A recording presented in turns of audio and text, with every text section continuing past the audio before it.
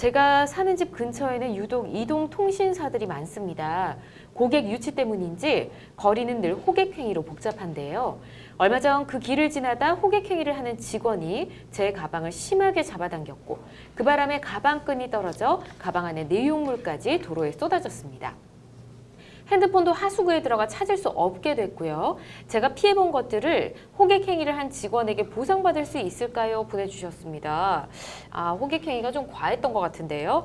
좀 요즘 많이 사라지긴 한 것 같지만 여전히 호객행위가 많이 되고 있고 좀 심각한 곳들이 있는 것 같습니다. 우선 이 길거리 호객행위, 불법행위가 아닌지부터 짚어보도록 할까요? 상인분들이 이렇게 호객행위를 예. 좀 영업행위의 일환 아니냐 이렇게 좀 안이하게 생각하는 경우들이 있는데요. 네. 이제 엄연히 불법행위입니다. 길거리에서 이제 호객행위를 할 경우에는 네. 경범죄처벌법 제3조 1항 제8호로 이제 단속과 처벌이 가능합니다. 네. 그 처벌 이제 수위는 10만 원 이하의 벌금, 이제 구류, 과료로서 그렇게 중한 범죄는 아니지만 네. 어쨌든 불법 행위입니다. 그렇죠. 예. 비슷한 업종들이 좀 많이 모여 있는 곳이라면 경쟁 때문에 이 호객행위가 더 심하지 않았을까 싶은데 소음과 통행 불편 등 여러 가지 문제들이 있었을 겁니다. 만약에 호객행위로 처벌을 받게 된다면 이 호객행위를 한 그 사람, 아르바이트생이라든지 직원이라든지 그 사람이 처벌을 받게 되는 건지 아니면 지시를 한 점주가 처벌을 받게 되는 건가요? 우선은 그 행위를 한 사람 같은 경우는 지금 변호사님께서 말씀해 주신 것처럼 네. 길거리에서 호객행위를 할 경우에 해당하기 때문에 당연히 처벌 대상이 되고요. 예. 그리고 시킨 사람 같은 경우도 경범죄 처벌법 제4조에서 호객행위 등을 시키거나 도와준 사람 또한 같은 수준의 처벌을 하도록 정하고 있습니다. 그래서 이 경우는 사실 지시를 한 점주도 처벌을 받고 실제로 그와 같은 행위를 한 종업원까지도 처벌을 받을 수 있습니다. 그렇군요. 둘 다 처벌을 받을 수 있겠군요. 자, 길거리 호객 행위에 지금 이분은 가방 끈도 떨어졌고 휴대폰까지 지금 하수구에 빠져서 못 찾고 있는 상황이거든요.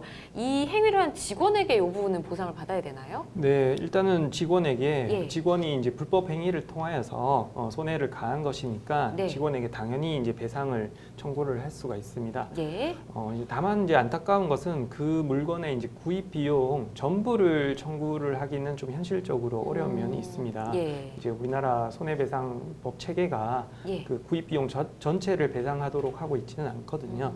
그래서 수리를 통하여서 예. 똑같이 사용할 수 있다면 그 수리비, 그것이 아니라면 이제 해당 물건의 현재 가치, 보통은 쉽게 말해서 이제 중고가라고 할 수 있겠죠. 예. 그 가액을 좀 상한으로 해서 이제 배상을 받을 수 있을 것 같습니다. 그렇군요. 자, 그러면 이 호객행위를 직원이 스스로 했다면 직원 문제겠지만 점주가 시켜서 웬만하면 점주가 시켜서 하지 않았을까 싶습니다.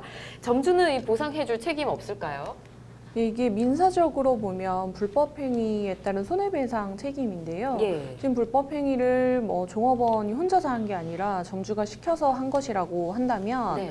이거는 이제 공동 불법행위에 해당합니다. 이것도 공동으로 책임 물을 수가 있군요. 네, 그래서 우선은 손님의 입장에서는 점주라든지 직원이라든지 누구에게나 청구를 할 수 있기 때문에 네. 조금 더 쉽게 돈을 받을 수 있을 만한 점주에게 바로 청구를 하는 것도 가능하고요. 예. 다만 이제 내부적으로 직원과 점주의 그 책임이 과연 어느 정도까지 분담할 건지 이런 문제가 또 생길 것 같아요. 예. 그래서 보통 공동 불법행위라고 한다면 연대 책임이기 때문에 내부적으로 반반의 책임을 지자 이렇게 이야기해 볼 수도 있겠지만 실질적으로는 직원과 고용주의 이제 사이이기 때문에 고용주의 책임이 더욱더 큰 상황이라고 할 수 있겠죠. 예. 그래서 우선은 그 내부적인 사정에서는 점주에게 조금 더 많은 책임을 지우는 게 가능하겠지만 사실 손님의 입장에서 보면 점주든 그 실제 직원이든 누구에게나 청구하는 거는 가능하다고 보입니다. 그렇군요. 알겠습니다. 근데 이런 경우가 있죠. 이 호객 행위를 하면서 좀 밀착해서 손으로 잡아 끈다든지 아니면 원하지 않은 신체 접촉을 한다든지 아니면 예전에 보면 팔짱을 끼면서 얘기를 하고 이런 경우도 많이 본 것 같습니다. 이럴 때 내가 성적 수치심을 느꼈다 아니면 혐오감을 느꼈다라고 주장을 해서 법적으로 좀 처벌을 내려주십시오. 이렇게 얘기를 할 수도 있나요? 네, 심하게 이제 밀착하거나 어떤 성적 수치심을 유발할 수 있는 신체 부위를 이제 만지면 즐기면서 예. 이제 호객행위를 하였다면 경우에 따라서는 뭐 강제추행죄나 기타 성범죄 관련 이제 범죄가 성립될 수도 있다고 생각을 합니다. 예. 물론 이제 상대방으로서는 뭐 강제추행에 이제 고의가 없었다고 이렇게 주장할 수는 있겠지만 네.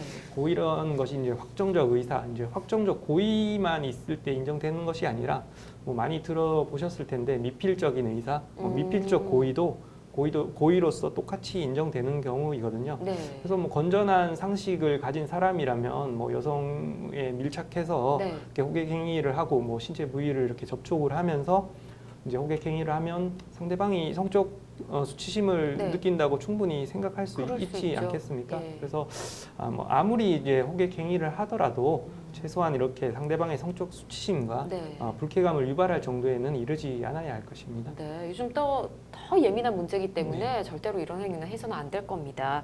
또 전단지 같은 거 뭘 돌린다든지 차에 뭐 이렇게 끼워 놓는 것도 있지 않습니까? 이것도 호객 행위로 봐야 되나요?